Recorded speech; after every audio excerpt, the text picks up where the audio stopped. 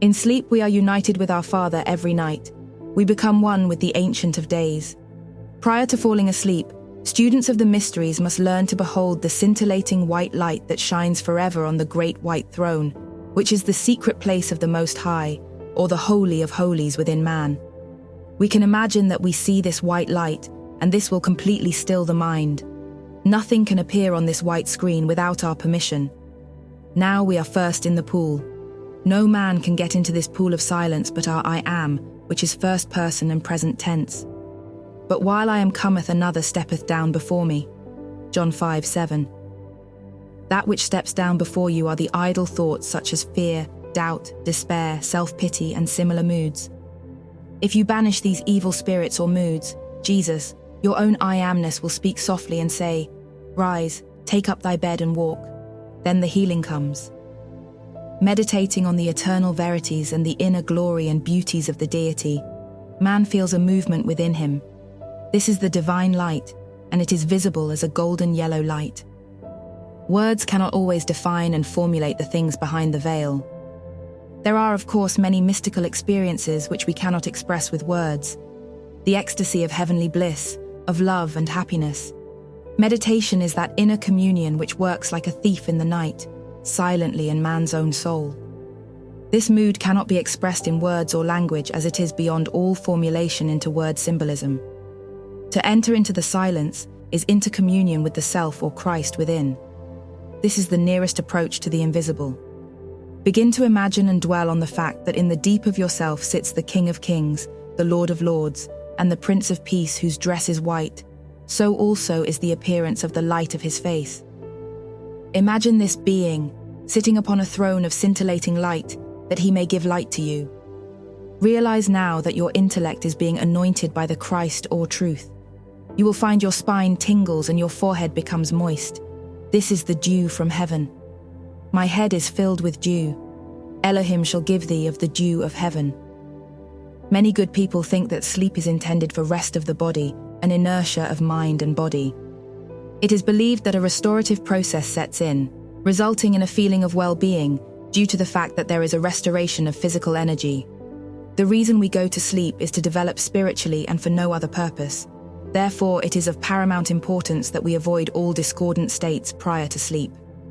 The divinity that shapes our ends is all-wise and has so arranged it that man is compelled to withdraw from the world of noise, which is not conducive to spiritual unfoldment. Man is divinely guided in sleep. Answers to many problems are given him in the sleep state. Formulas, inventive devices, poems, contents for many volumes are also given in this dream state. The contents of many chapters in chemical textbooks and in the engineering laboratories of the world appeared in a dream, an answer to a request of the dreamer. Sleep, therefore, does not mean rest for the physical body in the sense of inactivity, mental or otherwise. On the contrary, sleep protects one from the confusion, chaos, and distractions of the objective sense world. Paul said, "I die daily." Sleep is akin to death, the only difference being that in the so-called sleep of death, we sleep a little longer. There is no absence in the one presence, therefore we cannot go outside ourselves, and all experiences take place in our own consciousness. Suppose, for example, you want to invent or discover something, and you have no precedent to go by, no textbook reference. You may have a vague idea of what you want to invent or discover, and that is all. The technique is simple. Learn all you can about it objectively, and then in a passive state, dwell on a mental picture of that which you wish to invent. Then turn your mental picture over to your subconscious mind and go to sleep. When you awaken, be sure and follow the hunches you receive. It sometimes comes as an inner feeling that the solution lies in a certain direction or in a certain group of facts.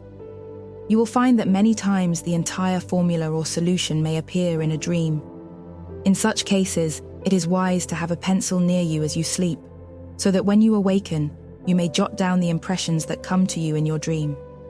Some say, "I never dream."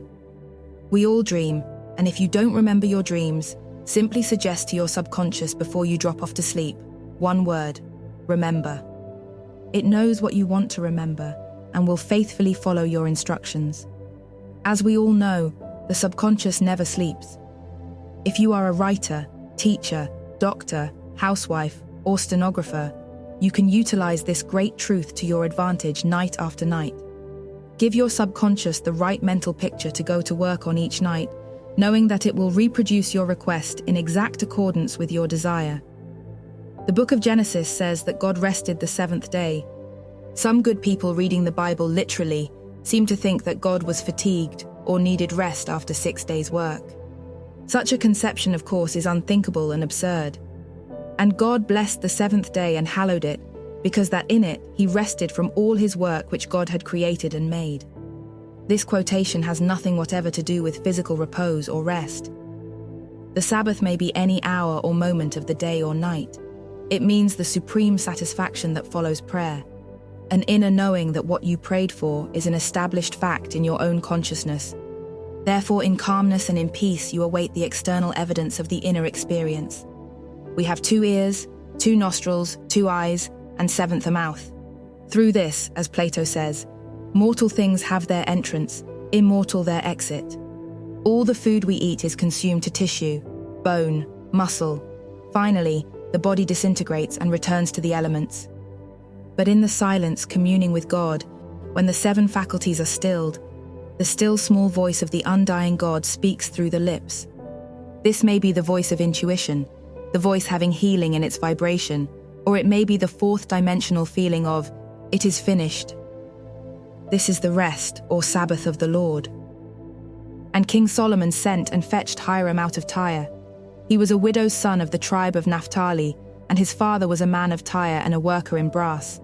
He was filled with wisdom and understanding to work all works in brass. And he came to King Solomon and wrought all his works. 1 Kings 7:13-14. In the center of man is forever burning the eternal flame of God. This center is the Holy of Holies in which abides the Absolute. The buildings adjacent to King Solomon's temple are your environment, family life, companionship, friends. In fact, every department of your life, business and social. There must be no taint in any of them. Purity of purpose, integrity of action, self-mastery of thought and emotion, generic virtue, all these are the fundamental basis for the erection of the temple not made with hands. This is man's participation and liberation. Thus can he seek entrance into the Holy of Holies. This is accomplished by following the advice of the prophets of old. Whatsoever things are just, whatsoever things are pure, whatsoever things are lovely, whatsoever things are of good report, if there be any virtue, if there be any praise, think on these things. In other words, we must practice the presence of God everywhere and at all times. Practicing the presence of God symbolizes the vast treasures of gold and precious stones necessary in the construction of Solomon's temple, which is yourself. The truth of being is that the whole wide world and all things contained therein are the self-expression of God. Man, not understanding this greatest of truths, forms false beliefs about the truth. He sees limitations of all kinds around him. He feels himself to be separate from God and dependent on his own efforts. Let us realize that God is doing all things through us. If another person seems to behave badly to the capacity of your thinking and feeling that God is working through him, will his conduct change? However, why should we dwell upon and magnify the seeming faults of others? Everyone has godlike qualities if we would only look for them. If you look for what is good, you will find it. For your own peace and happiness, if for no higher purpose, an effort should be made to seek out the good qualities in others. It is told that when Thales was asked what was the most difficult thing to do and what was the easiest, he answered, "The hardest thing to do is to learn to know oneself. The easiest, to find fault with the doings of other people." If you are at any time endowed with God's grace to heal, realize that God is healing this person through me. This is building the temple of God. For you, the reader, are the temple of the living God. And he set up the pillars in the porch of the temple, and he set up the right pillar and called the name thereof Jachin, and he set up the left pillar and called the name thereof Boaz. Jachin is infinite personality or the presence of God in each of us. He is personal to each of us. The other pillar is the law of cause and effect. As you sow, so shall you reap, which is impersonal. It may also be called love. These two form the entrance to King Solomon's temple in which is the secret place of the Most High within each of us. God abides in the silence. Truth is transmitted in the silence. The truth is lived in the silence.